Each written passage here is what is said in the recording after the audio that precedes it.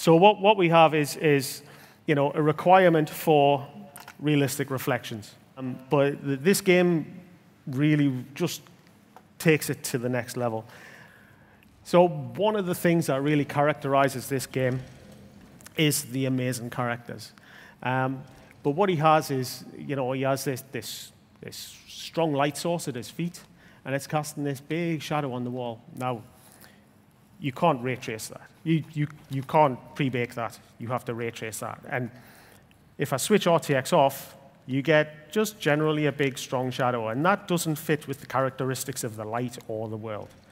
And if I zoom in on him a bit more, you can actually see just the amazing amount of detail that he has. So if I go over here, you actually see that all that detail is correctly reflected, including the shadow, in this parabolic mirror. So if I look across here, you can actually see in the surface of the bomb that he is actually correctly reflected, and the shadows are fully intact.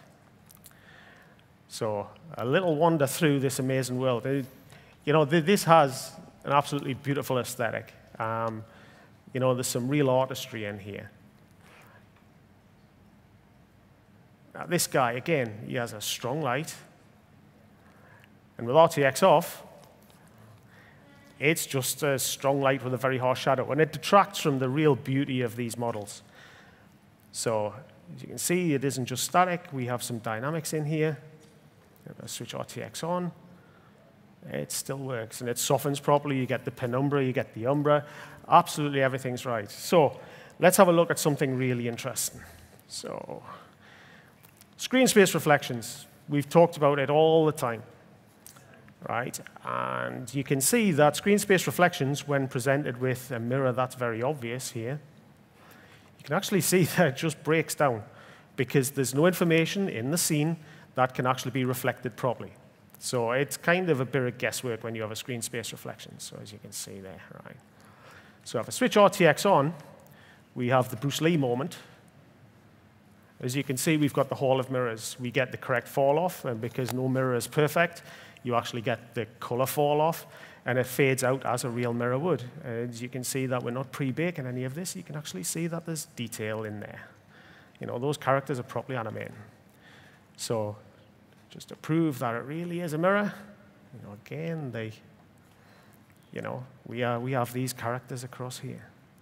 So people might say that real mirrors, that could possibly be hacked, right?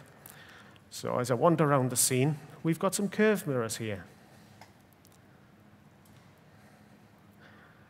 Okay, and you can see that they're just, they're breaking down, they're not quite right. The graphics are still beautiful, but they're not quite right. Now, if I switch RTX on, what we have here is we have multiple interreflections from two curved mirrors bouncing off each other. And there are more mirrors in the scene. We're not limited to two. We still have the Hall of Mirrors effect going on across here. This is real ray tracing.